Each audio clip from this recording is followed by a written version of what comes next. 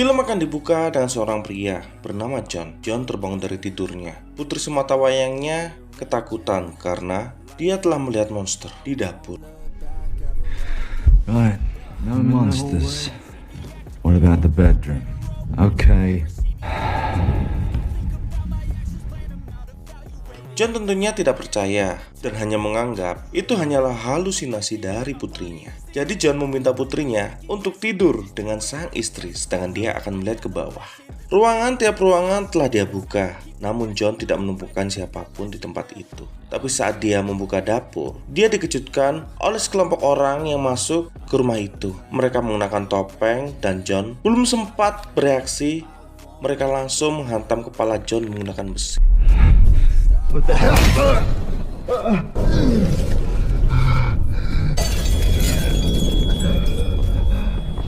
John tidak berdaya, dia kesakitan, tubuhnya sulit untuk bergerak. Kemudian orang-orang itu membawa putri dan juga istri John ke hadapan John, dan salah satu orang membuka penutup wajahnya. Pria yang tampak asing, bahkan John tidak mengenalnya. John meminta pria itu untuk tidak menyakiti putri dan juga istrinya.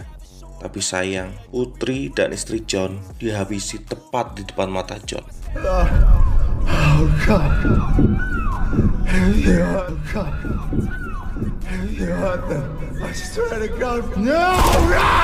You fucking fuck! Please don't my baby. Oh God.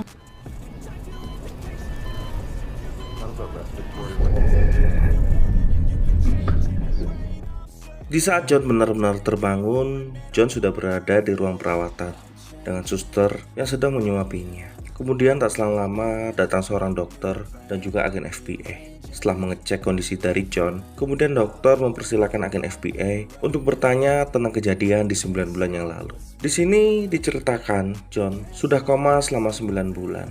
Agen FBI bertanya, apakah kau mengingat sesuatu di kejadian itu? That we get your testimony while it's fresh in your mind. Do you remember the incident? Tapi sayangnya ingatan jangka pendek milik John sedikit kabur.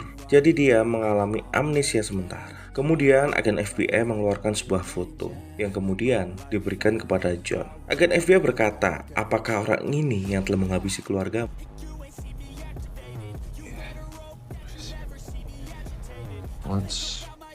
Dengan raut muka yang begitu marah dan juga sangat sedih, John menganggukkan kepala dan berkata, iya, dia orangnya. Kemudian agen FBI menjelaskan kalau pria ini bernama Lux dan sidik jarinya sangat banyak berada di tempat kejadian perkara. Kemudian dokter berkata, sesi wawancara kali ini segera disudahi. John masih membutuhkan banyak waktu untuk beristirahat. Setelah mengingat dia telah koma selama 9 bulan. Jadi John melakukan tes dan juga terapi agar kondisinya cepat membaik. Kemudian agen FBI memberikan sebuah kartu nama. Bila ada sesuatu yang dia ingat walaupun itu adalah hal yang sangat remeh, maka John dipersilakan untuk menghubungi dirinya. Beberapa hari pun telah berlalu. Kini John akan pergi dari rumah sakit. Dia menuju meja resepsionis untuk mengambil barang-barangnya. Di saat inilah suara-suara dari mendiang anak dan juga istrinya mulai terdengar di telinga John.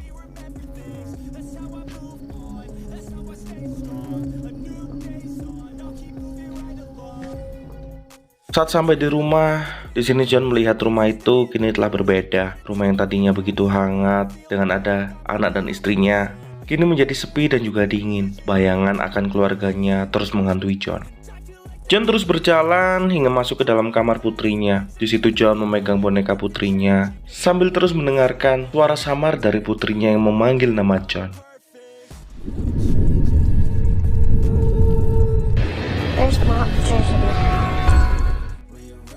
Hingga akhirnya John pecah dalam tangis. Dalam cerita terdapat seorang petugas pipa ledeng yang menghampiri tempat di mana laki-laki melakukan urusannya. Tiba-tiba pria itu mengeluarkan senapan dan langsung menghabisi resepsionis di tempat itu. Dia langsung menerjang masuk dan menghabisi satu demi satu orang di tempat itu tanpa ampun. Tapi terlihat di sini pria-pria ini cukup kuat dan tangguh, bahkan tidak merasakan sakit saat peluru menerjang mereka. Hingga akhirnya pria ini masuk ke salah satu kamar dan kemudian dia bertarung dengan salah satu pria di tempat itu.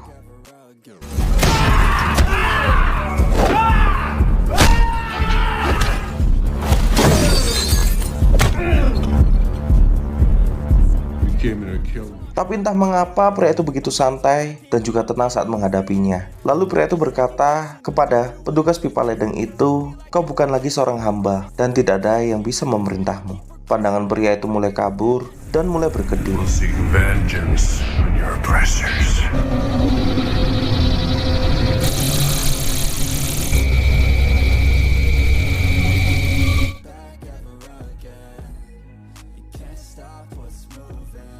Di lain cerita, John tengah menikmati makanannya hingga ponselnya berdering. Ada seseorang menelpon dirinya.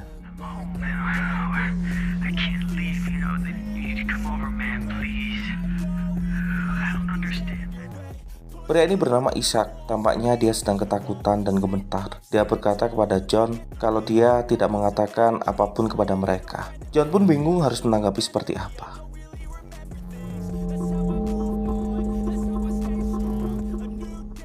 Kemudian Ishak meminta John untuk datang ke rumahnya. Karena ingatan John masih samar, dia pun lupa dengan alamat rumah Ishak. Dan dia meminta Ishak untuk mengatakannya lagi. Entah ingatan seperti apa yang dimiliki John sebelumnya, hingga dia pun bingung apa yang terjadi sebelumnya. Kemudian John berjalan menuju rumah Ishak. Setelah sampai di apartemen Ishak, John mulai berjalan menuju apartemennya. Di sana terlihat pintunya terbuka. Di sini apartemen ini tampak sangat berantakan, seakan-akan ada orang yang menyerang apartemen ini. Di sini John berusaha untuk mencari Ishak di setiap ruangan hingga dia menemukan Ishak di dalam kamarnya.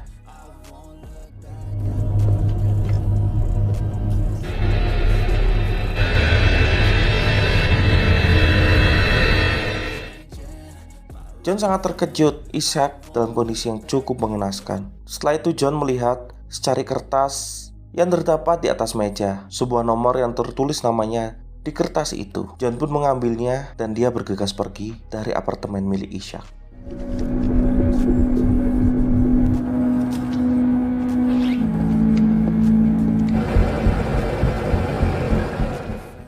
Saat di dalam mobil, John mendengarkan isi rekaman yang membahas tentang sebuah proyek yang dilakukan oleh pemerintah, disebut dengan Universal Soldier. Di sini dijelaskan bahwa proyek itu berjalan dengan tidak lancar. Embrio yang seharusnya berjalan selama 9 bulan, masa inkubasinya kini kurang dari itu. John tampak kebingungan, dia sama sekali tidak bisa mengingat hal-hal tersebut. Setelah lama berjalan, akhirnya John sampai di sebuah bar. Di bar itu, John menemui seorang gadis, tapi sayangnya gadis ini tidak ingin menemuinya.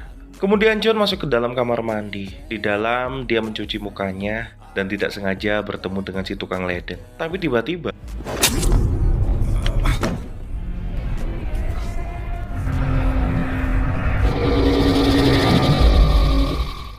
si tukang ledeng menancapkan sesuatu ke leher John yang membuat pandangan John menjadi berkedip. Dan tiba-tiba di depannya ada Luke. Di sini John ingin langsung menerjang Luke, tapi sayangnya dicegah oleh para security di tempat itu. Dan akhirnya John dilempar keluar.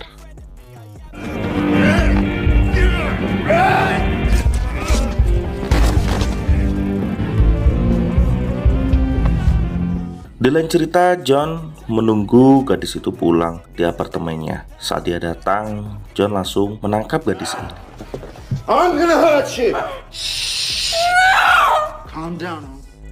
Tapi John berkata dia tidak berniat untuk menyakiti gadis ini. Dan John hanya ingin mengetahui hal yang sebenarnya. Namun tiba-tiba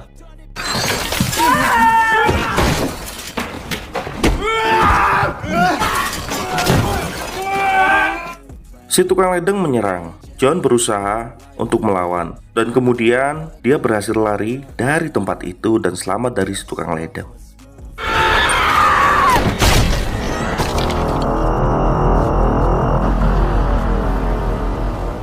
Di singkat cerita, si tukang ledeng dibawa ke suatu ruangan yang terdapat banyak orang yang tidak memiliki ekspresi. Tampaknya orang-orang ini merupakan seorang prajurit yang diciptakan oleh pemerintah yang digunakan sebagai prajurit super. Tapi di sini orang-orang ini sudah terbebas dari belenggu itu.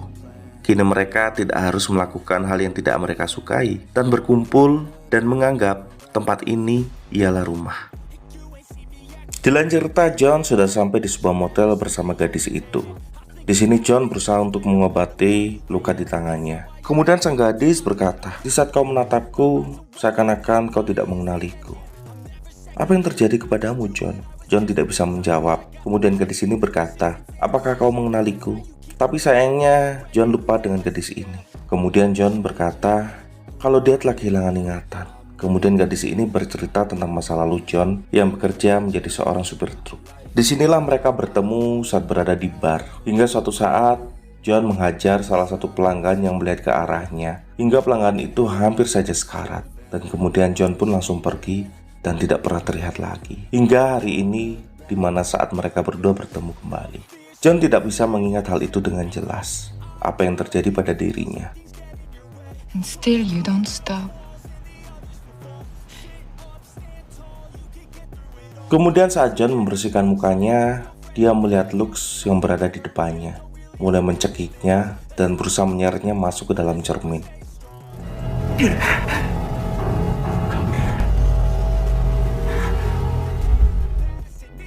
Di saat itu juga bayangan dari anak John datang menghampirinya dan berkata ayah. Dan kemudian John pun terbangun dari tidurnya.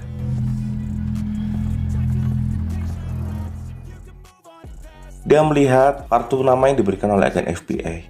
Lalu dia menghubungi dan akhirnya mereka pun bertemu. John berbicara dengan agen FBI itu tentang bagaimana kondisinya saat ini, dan sang agen bertanya mengenai luka yang dia dapat. Tapi di sini John berkata kalau dia ingin segera menemukan Lux.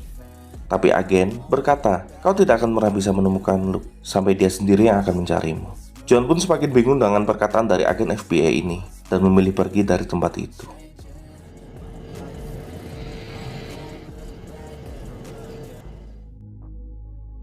Kemudian di keesokan paginya, John menuju tempat kerjanya. Di tempat itu, dia langsung bertemu dengan manajernya. Sang manajer berkata kalau John sudah lama tidak datang, dan hari ini dia tiba-tiba muncul.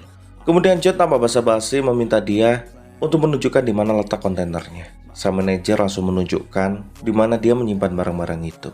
Tapi sayangnya itu bukanlah barang-barang milik John. John pun bertanya-tanya, di manakah barang-barang itu? Kemudian sang manajer berkata, bila mungkin pemilik dari perusahaan ini yang mengetahui di mana barang-barangmu, yaitu Mr. Castillo. Kemudian John dibawa menuju Mr. Castillo di ruangannya.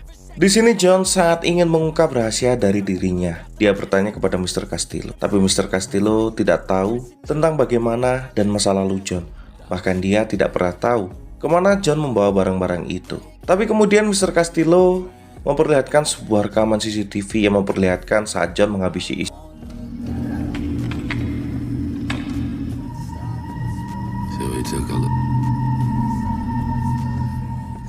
Namun terkejut dan juga bingung, bagaimana mungkin bisa John menghabisi Ishak, sedangkan dia tidak pernah melakukan hal itu.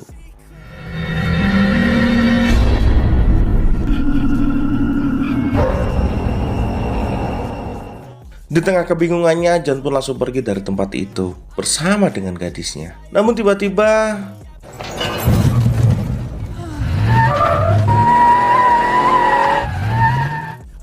sebuah mobil menabrak John, dan benar saja, itu ialah tukang ledeng. Dia masih mengejar John dan ingin menghabisinya.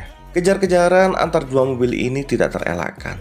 John terus berusaha untuk lari dari si tukang ledeng.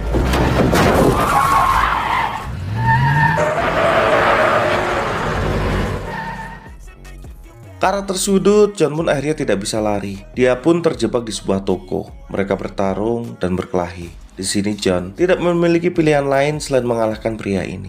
Hingga akhirnya John dapat menghabisi pria ini.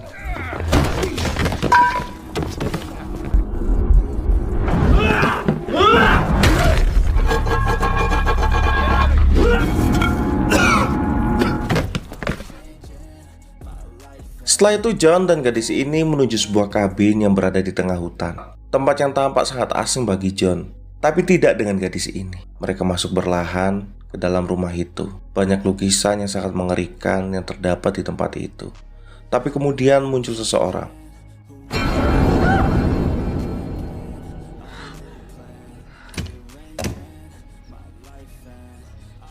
Orang ini sangat mirip dengan John, bahkan namanya pun sama. Di sini pria ini menjelaskan kalau dia merupakan sebuah cloning yang dibuat oleh pemerintah. Begitu pula dengan John. John pun hanya terdiam dan tertegun mendengarkan penjelasan dari pria ini. Dia tidak percaya dengan apa yang dikatakan. Same sort of thing. Everything. Di sini pria ini berkata, kalau ingatan yang dia rasakan merupakan ingatan implan yang tidak benar-benar terjadi. Bila kau ingin bebas dari ingatan itu, maka bertemulah dengan Luke. Tapi sayangnya John tidak tahu bagaimana dia harus bertemu dengan Luke. Kemudian pria ini berkata, kalau kau bisa menelusuri aliran sungai ini hingga menuju hilir, di sana kau akan dijemput.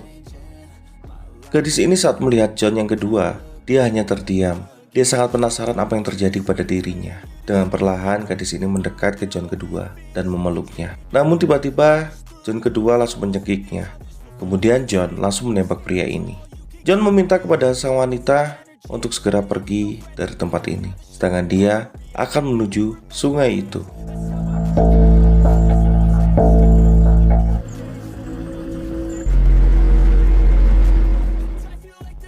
Saat sampai di hilir, John dijemput oleh sebuah perahu. Kemudian dia naik, dia akan diantarkan menuju tempat itu. Saat dia sampai, tempat itu sangat dijaga dengan ketat oleh para prajurit. Tempat itu letaknya di bawah tanah. John mulai masuk ke dalam tempat itu. Di dalam, dia diantarkan menuju suatu ruangan. Yang tak selang lama, datang dokter dan juga asistennya. Dokter langsung memeriksa John.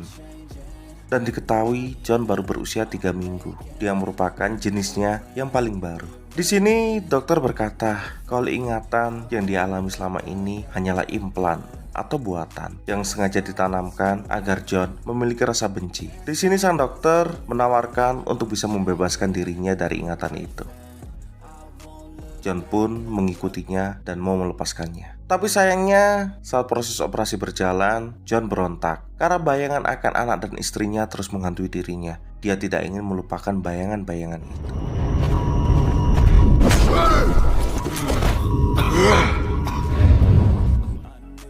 Di saat John berdiri, John mulai menghajar dan menghabisi satu demi satu para penjaga di tempat itu. Hingga akhirnya dia bertemu dengan orang yang cukup kuat yang mampu mengimbangi dirinya. Dia di sini bertarung dengan sangat brutalnya. Hingga akhirnya John bisa mengalahkan pria itu.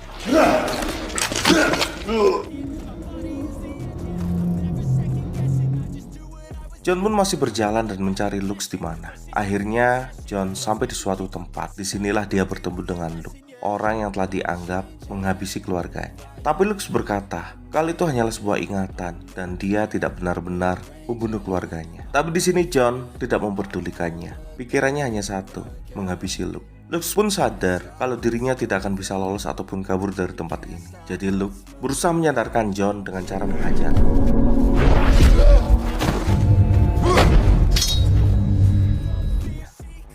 Mereka berdua bertarung. Di sini John mulai terdesak, tapi dia mampu membalikan keadaan dan langsung menghabisi Luke begitu saja.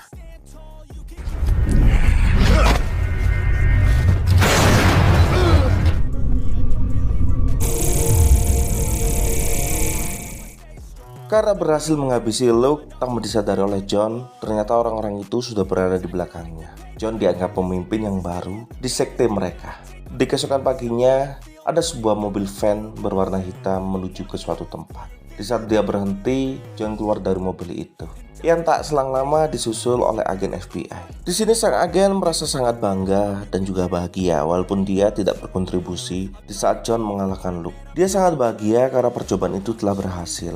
Alih-alih menanamkan rasa cinta terhadap negara, mereka memilih untuk membuat ingatan palsu tentang keluarga John, yang membuat John bergerak atas nama keegoisannya sendiri dan menuntut balas terhadap.